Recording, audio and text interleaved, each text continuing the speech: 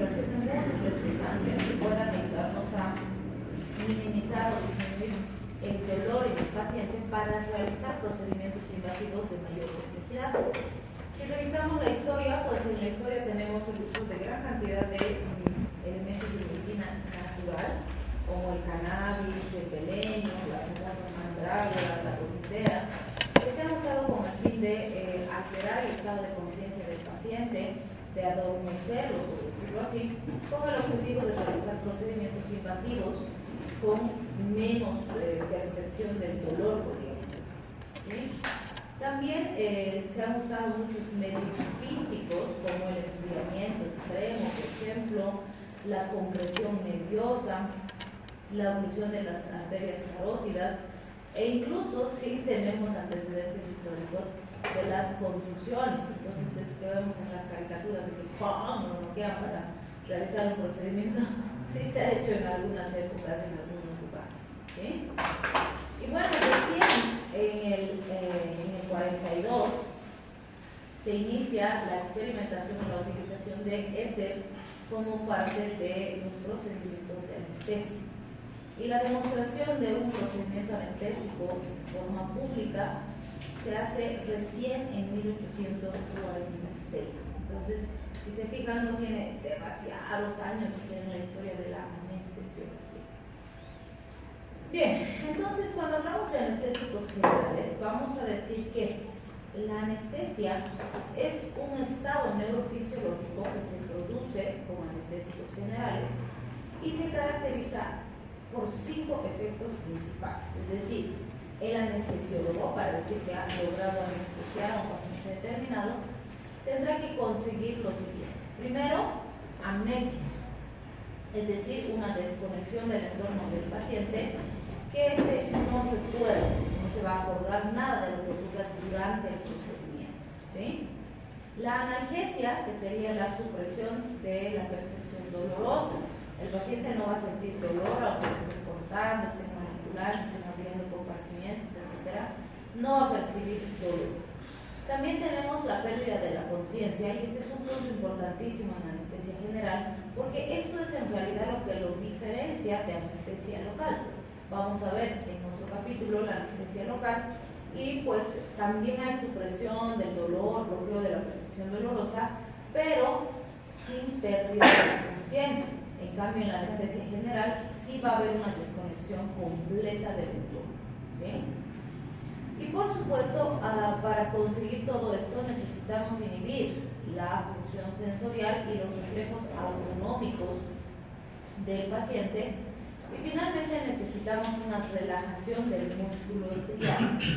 Entonces, esto es muy importante porque obviamente cuando el paciente está desconectado, si sus músculos siguieran percibiendo los estímulos y contrayéndose de forma intensa, no sería posible realizar varios tipos de intervenciones.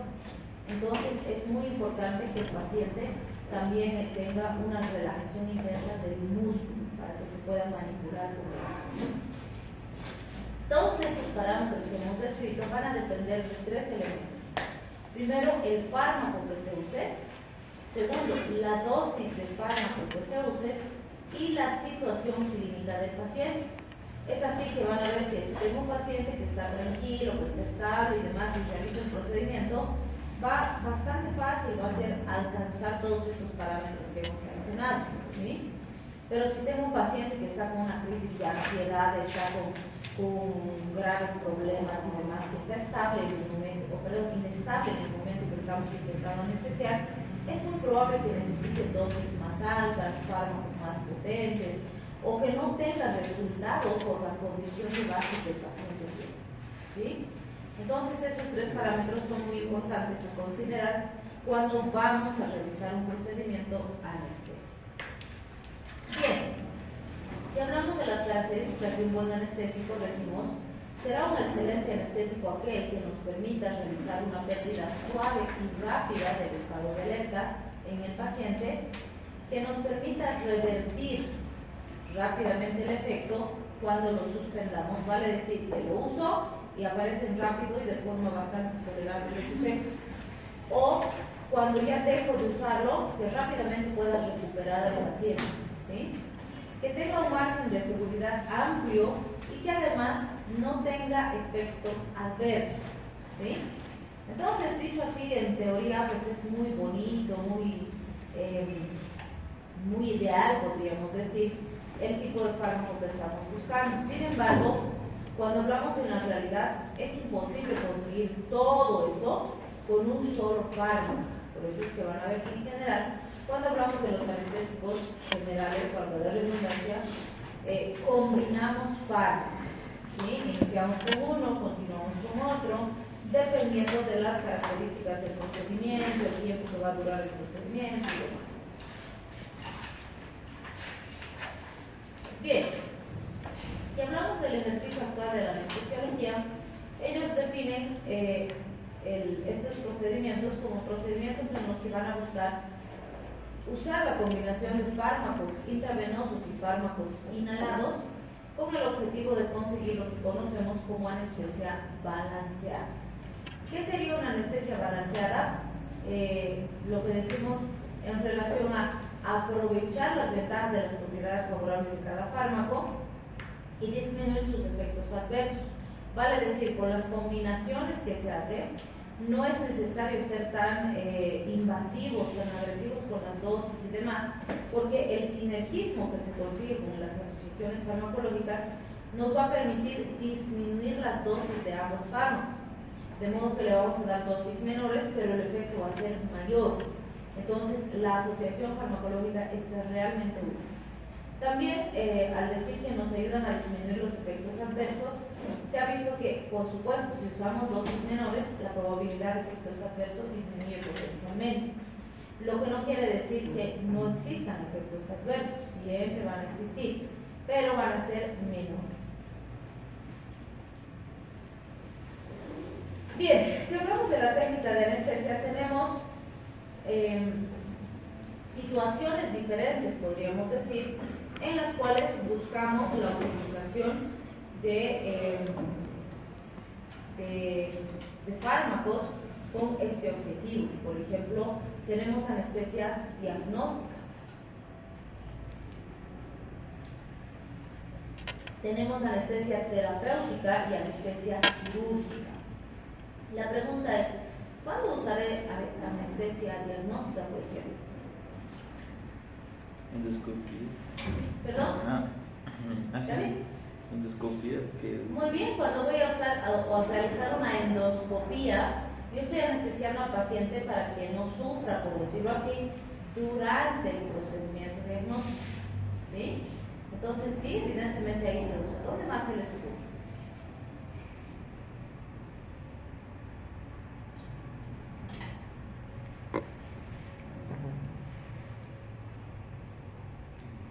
Biopsia de algún tejido para estudio. Ya, puede ser que se hace, pero ahí sería un poquito más. Bueno, si quieres realizar una biopsia, sí puede ser. Pero podríamos decir que va de la mano con la quirúrgica, ¿no? La anestesia quirúrgica está muy clara. Es cuando vamos a realizar procedimientos quirúrgicos, ¿no? Entonces, es muy importante considerar eso porque, fíjense, para la diagnóstica puede ser que los sedantes, ya sea por vía oral y parenteral, más anestésicos locales, nos van a servir. Lo que no debemos olvidar es el cuidado anestésico monitoreado, que ese sería el famoso MAC, ¿sí? Cuidados anestésicos monitoreados.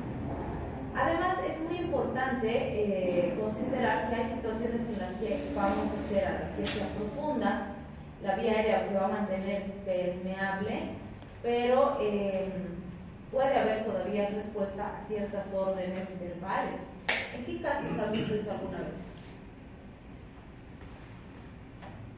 Bueno, eso lo vemos más en películas, ¿no? ¿Han visto esas películas en las que le abren el cráneo así? Y el paciente está despierto, ¿no? Y van manipulando así algunos segmentos, estimulando el cerebro y ven la respuesta del paciente. Le dicen, a ver, háblame, y van realizando, ¿no? Porque están buscando el sitio donde hay alguna lesión. Y para eso necesitan que el paciente vaya hablando, les vaya diciendo algo durante el procedimiento. Obviamente, entre comillas, el paciente no se va a acordar todo lo que ha ocurrido durante el proceso, ¿sí? Pero sí se maneja así. Y en las quirúrgicas, ¿cuáles veríamos?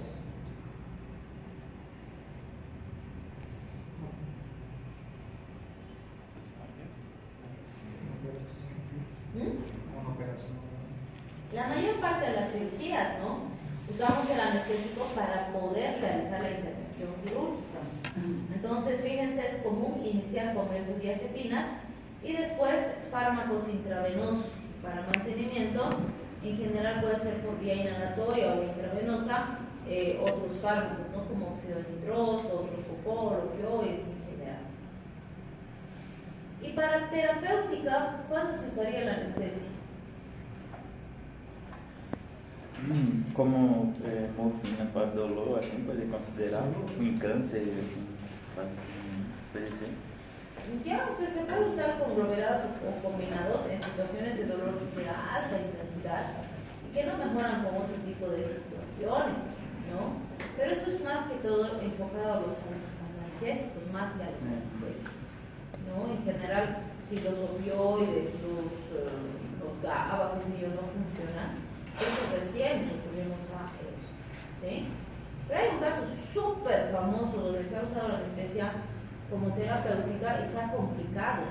¿Cuál era? De Michael.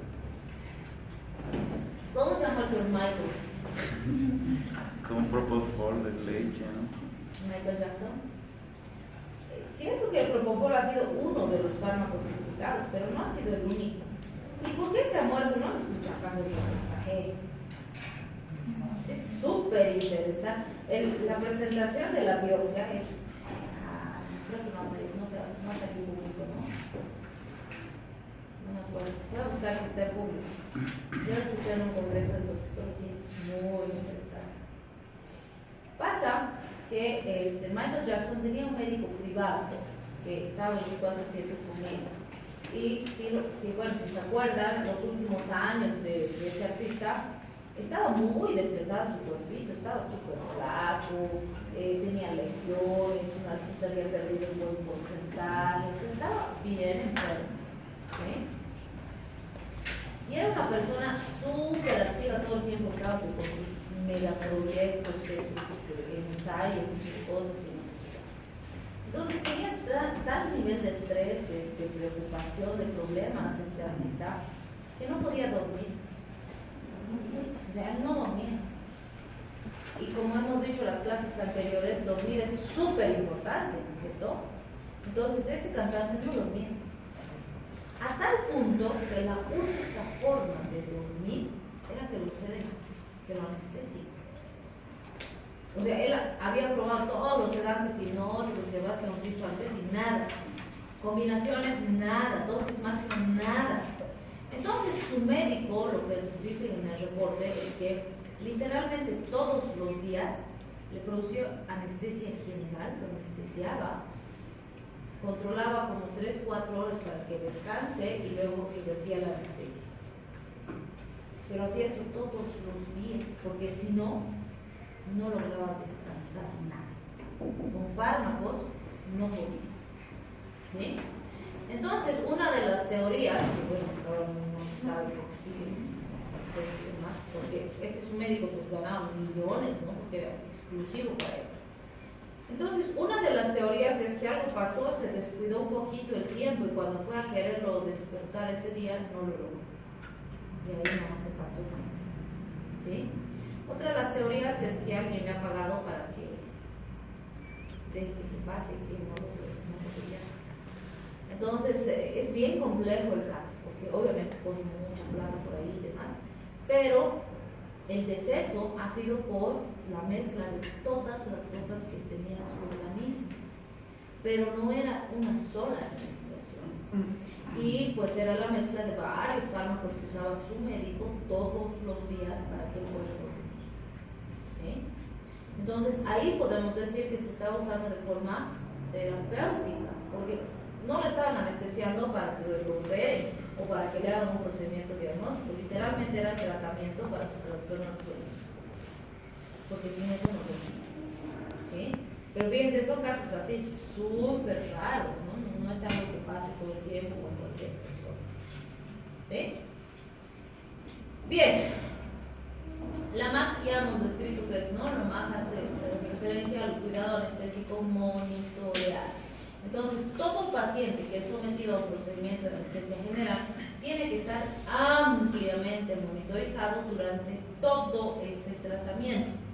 Entonces van a ver que está conectado a un sistema multiparamétrico que nos mide la frecuencia cardíaca, la presión arterial, la frecuencia ventilatoria, nos está mostrando el monitor, tiene además alarmas. Aparte de eso, el paciente va a estar con su manguita o permanencia en el brazo, de modo que el anestesiólogo, cada cierto tiempo que necesite valorar, va a medir, a pesar de que tiene el sistema paramétrico que le está reportando la presión, ¿sí?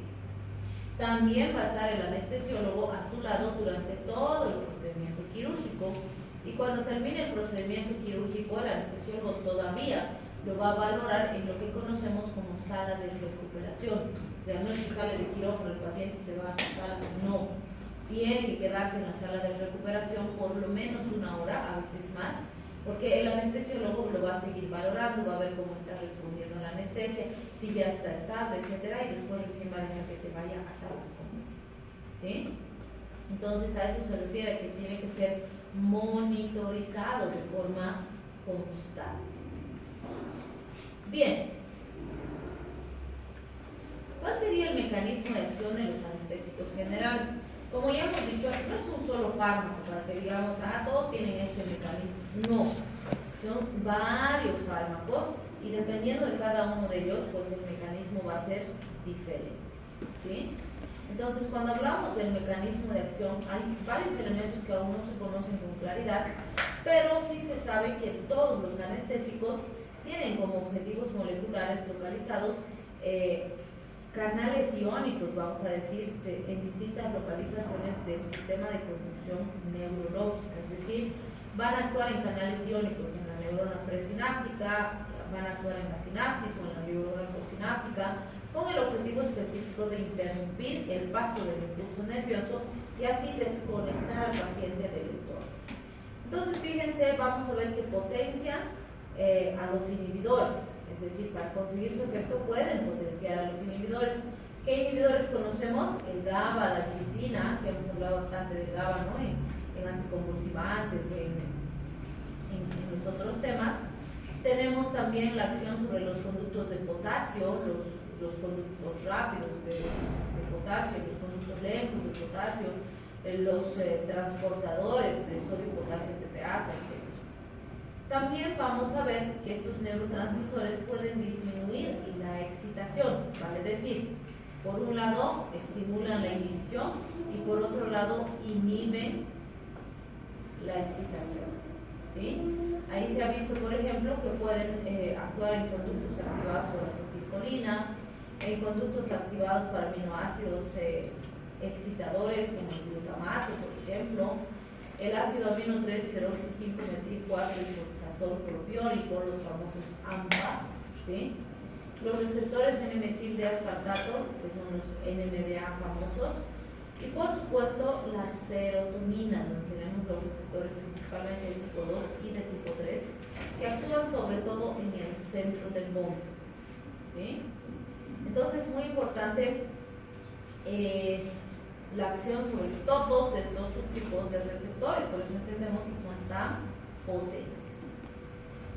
Bien, sabemos que los anestésicos generales pueden ser sistémicos o pueden ser inhalados, y normalmente vamos a combinar los dos cuando estemos trabajando con el paciente. Por ejemplo, dentro de los que son volátiles, ¿por qué se les dice volátiles? Porque su presentación es líquida, ¿sí? Son como estos así frasquitos que contienen ahí el anestésico, y para nosotros poder administrar al paciente lo que hacemos es volatilizar la sustancia, ¿sí? Entonces la convertimos en una sustancia, si quieren, más estable, ¿sí? Y vamos a ver que hasta el 20%, o más bien el líquido, o se va a permanecer en estado líquido cuando se encuentra a más de 20 grados centígrados. Y obviamente si la presión es cercana a nivel del mar, se va a mantener más adecuadamente. Y lo que hacemos para volatilizar estos líquidos es ponerlos a sistemas, a equipos especializados que van a ir haciendo que eso que es líquido se vaya convirtiendo en gas y el gas puede ingresar al organismo del paciente. ¿Sí? También vemos que los gaseosos, como el óxido nítrico, el xenón, que son algunos de los ejemplos, van a aumentar las presiones de vapor y los puntos de ebullición se van a disminuir. Y se encuentran en estado gaseoso hasta en 20 grados centígrados. ¿Sí? Sí es muy importante considerar esa diferencia porque eso nos va a permitir entender también por qué existen algunas diferencias al momento de la aplicación específica de la sustancia. Bien, vamos a ver que existen factores determinantes de la concentración en el sistema nervioso central. ¿En qué sentido? La absorción se va a ver afectada por la solubilidad, el gasto cardíaco, la diferencia de presiones y las alteraciones parciales a nivel alveolar y venoso, porque es en ese sitio donde se va a producir el intercambio de los gases. Entonces, fíjense, algo muy importante es que cualquier alteración de estos parámetros puede producir alteración de las, diríamos, de las características del procedimiento, del proceso anestésico como tal. Entonces, si no se absorbe el anestésico, no vamos a tener buena respuesta, pero si se absorbe en exceso, podemos tener respuesta exacerbada. También es importante considerar que la absorción va a depender de la concentración del alveolo y esta está controlada por el anestesiólogo que determina qué velocidad usa el paciente para ventilar. O sea, todo paciente que recibe anestesia general va a estar conectado va a tener vías y va a tener una bomba de infusión. Entonces, normalmente ahí se va a calcular, se va a medir, se va a determinar cuánto de fármaco va a ingresar al paciente por minuto, por ejemplo. ¿Sí? Entonces, el anestesiólogo puede, por ejemplo, programar en el ventilador que en vez de respirar 12 veces por minuto, respire 20. Entonces va a respirar más rápido el paciente, pero eso va a favorecer la llegada del fármaco hasta su sitio diario. ¿Sí? Bien, y cuando hablamos de hiperventilación, o sea, la velocidad de la inducción con el anestésico inhalado, normalmente tendría un inicio lentito, puede acelerarse de forma significativa con la manipulación de sus parámetros. ¿Sí? Bien. Si hablamos de la captación y la distribución del anestésico, este es el sistema o el modelo que normalmente sigue, ¿no? O sea, ingresa por vía inhalatoria, va a entrar a los alveolos y en los alveolos va a producirse el intercambio gaseoso. En ese proceso de intercambio, resulta que uno de los requisitos fundamentales es que se haya producido saturación del alveolo. O sea, donde está el alveolo ya se tiene que haber concentrado y saturado grandemente el fármaco, de modo que cuando el paciente esté realizando su intercambio gaseoso con normalidad, estos fármacos aprovechan y van penetrando hacia el torrente sanguíneo. ¿Sí? Ahora, algo muy importante es que con la ventilación pulmonar podemos disminuir en cierto grado la velocidad, si quieren, con la que el fármaco pasa hacia el torrente sanguíneo y aparece el efecto anestésico. También será importante el riego sanguíneo pulmonar, que debe ser adecuado, y el gradiente arterio venoso de concentración. Entonces, todos esos factores son importantes y normalmente los autores dicen es un sistema compartimental, ¿vale? Es decir, llega a los alveolos, primero tiene que saturarse en los alveolos para poder pasar a otro compartimiento. Entonces, recién se pasa hacia la sangre, también se tiene que saturar en sangre para pasar al sistema nervioso. ¿Sí? Entonces, esto, por ejemplo, fíjense, está relacionado a esa deficiencia de efecto en el paciente que tiene sobrepeso, que está obeso, por ejemplo. ¿Sí? Entonces, muy importante porque pueden haber cualquier deterioro de estas funciones, puede producir complicaciones importantes en relación al paciente que va a recibir el procedimiento anestésico. Bien.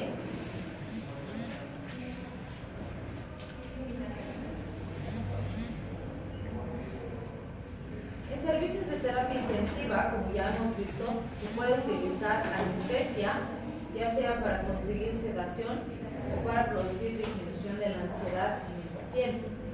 También es importante recordar que los barbitúricos, como el tiopental, metotrexatal, son fármacos importantes que se usan para la administración intravenosa. Lo habitual es combinar inhalatorio con intravenoso, ¿sí?, para alcanzar la anestesia ideal.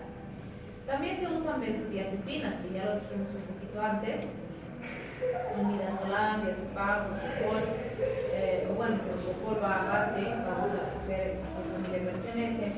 La ketamina también va aparte, que también se usa con bastante frecuencia. Tenemos los analgésicos opioides, donde está la morfina, el fentanilo, el suprafonilo, etc. Y los sedantes hipnóticos diversos, como el etomidato, el dexmedetomidina, que van a ser utilizados en el paciente en relación a sus necesidades específicas. Entonces, fíjense, realmente tengo una gama bastante amplia de lo que sería la anestesia general intravenosa en este caso. Bien, y cuando hablamos de las fases que vamos a alcanzar con estos procedimientos, tenemos 4 fases. Vamos a ver que la etapa 1 hace referencia a la analgesia, es decir, lo primero que vamos a conseguir en el paciente sería quitarle el dolor, ¿sí? En segundo lugar tenemos la etapa de excitación. En esta fase, que si bien es breve y transitoria, es en la fase en la que pues, hay las historias, ¿no?, de que estaban operando a un paciente y pues no se fijaron los licenciados, le acercaron un poquito la mesita quirúrgica y el otro agarró y ¡pum!, le dio una patada a la mesa quirúrgica y se voló todo el material, ¿sí? O pues en esa fase en la que existe una excitación significativa, pero es corta por suerte, también puede haber algún tipo de complicaciones relacionadas a estos eventos. Bien, en esta fase 2 además existe una respiración irregular, ya empieza a verse modificaciones de la ventilación del paciente y pues vamos a tener alteraciones como arqueos, vómitos, si es que se estimulan en esas circunstancias. Por eso normalmente se limita esta etapa, es decir, lo deseable es que esta etapa pase sumamente rápido.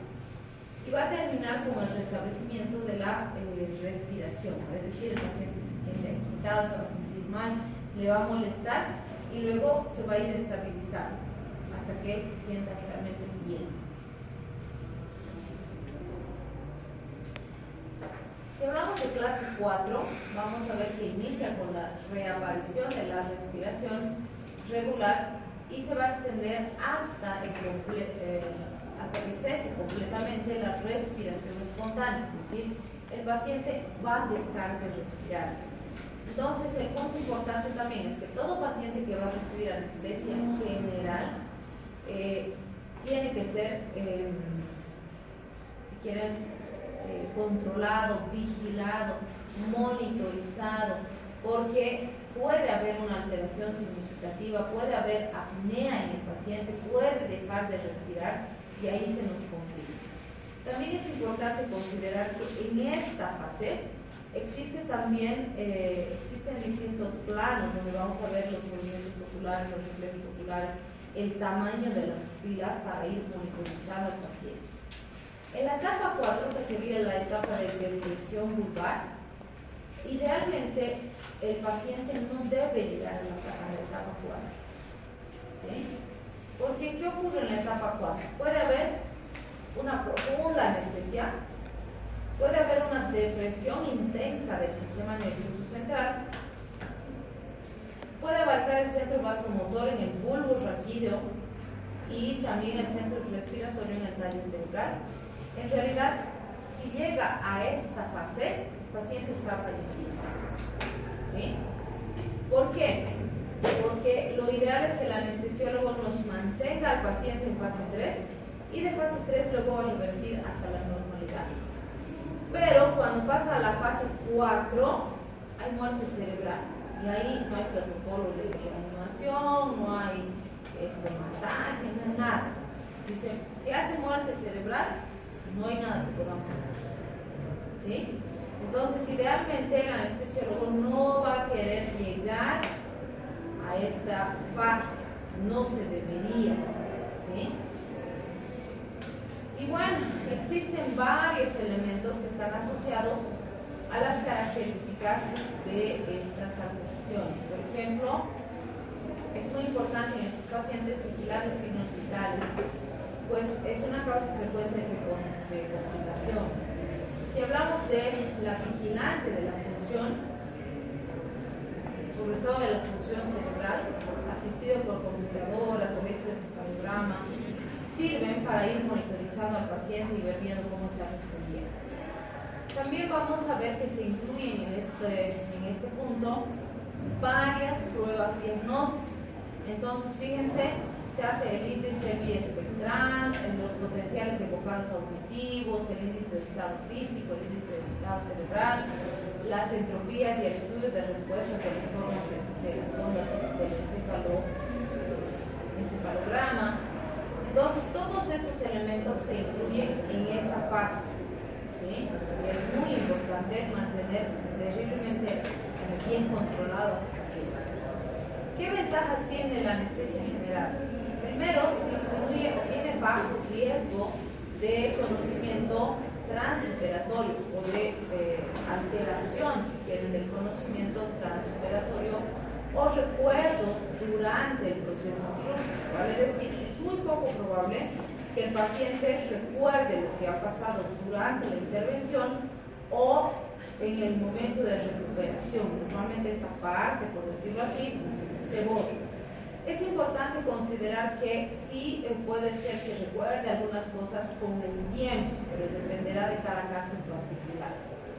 Otra ventaja es que vamos a tener menos necesidad de anestesia, es decir, al hacer las combinaciones que he mencionado, esto nos permite obtener los mejores resultados, que el resultado sea óptimo, pero sin gran cantidad de efectos adversos en el paciente. ¿Sí? Y la reversión rápida de la anestesia general es un punto clave porque eso nos va a garantizar el bienestar del paciente. Mientras más rápido lo despertamos, vamos a decir así, más rápido se va a poner estable y va a salir de peligro. ¿Sí? Bien, el tiempo de recuperación depende de la velocidad de eliminación del anestésico del cerebro. Entonces tiene un sistema similar al que hemos visto, ¿no es cierto? El que decíamos para inicio es muy común que tenga sistema compartimental, nos dice uno, ¿no? Y nos dice, si aquí tengo un recipiente que está conectado a otro recipiente y ese recipiente está conectado a otro recipiente y así, necesito, cuando introduzco aquí la sustancia, que esto vaya aumentando. Cuando esto está completamente saturado, recién pasa al siguiente compartimiento. Cuando esto está completamente saturado, recién pasa al siguiente compartimiento. Entonces, para eliminar tiene que hacer lo mismo. Al ingresar hemos dicho alveolo, sangre, cerebro. Ahora, del cerebro tiene que regresar a la sangre y la sangre tiene que ayudarnos a eliminar esa sustancia. ¿Sí? ¿Por qué nos interesa esto? Porque hay factores que afectan esa eliminación. Por ejemplo, si el coeficiente de partición de sangre entre los anestésicos gaseosos, por ejemplo, y los que son líquidos, tiene ciertas características, la eliminación puede ser mejor o peor, ¿no? Los gases en general se eliminan más fácilmente que los sanguíneos.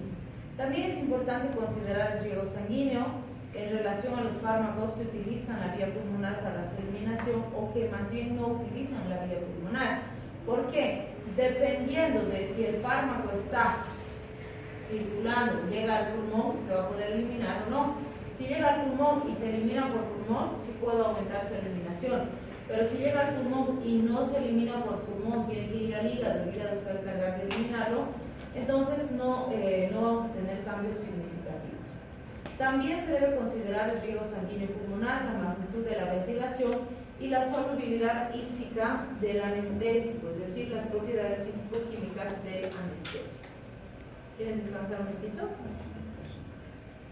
Ya es viernes, ya no falta mucho. Lo bueno es que desde mañana ya no ven